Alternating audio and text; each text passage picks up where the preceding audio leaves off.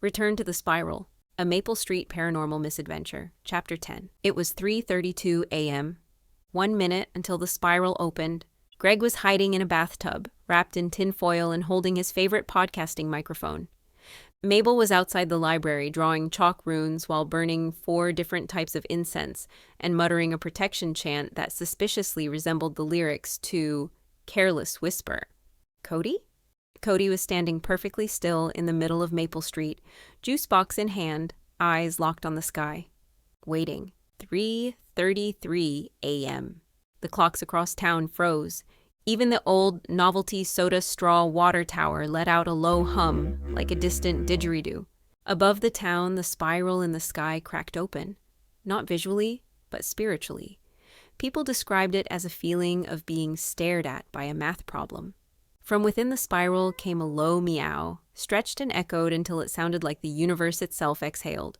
Then the lights blew out, all of them.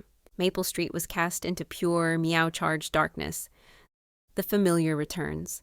When the glow returned, standing in the town square was Muffins, or something like Muffins.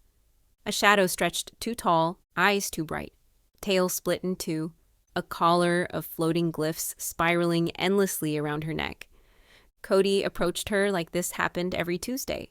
"Hi," he said. "Are you awake now?" Muffins blinked. Almost. Greg peeked out from behind a trash can. Is that a yes or a no? Dumpster Dave, riding a shopping cart like a war chariot, shouted, "It's the cat apocalypse!" Then he crashed into a mailbox and passed out.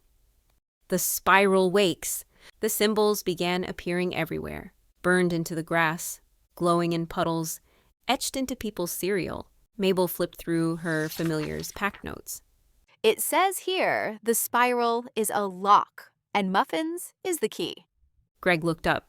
So, she's unlocking the curse? No, Mabel whispered. she's unlocking us. And with that, the town began to shift. The loop collapses. Buildings blurred. Street signs twisted into new languages. People briefly saw versions of themselves from other lives. Mailmen, wizards, frogs with sunglasses.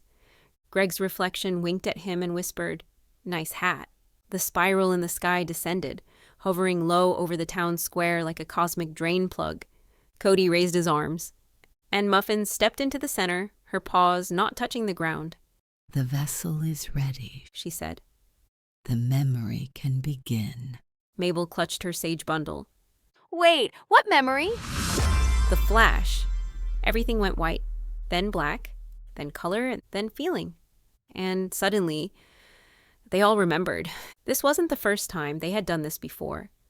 Maple Street was a container, a sealed memory, replaying endlessly to protect something ancient and dangerous from waking. But now that seal was cracked.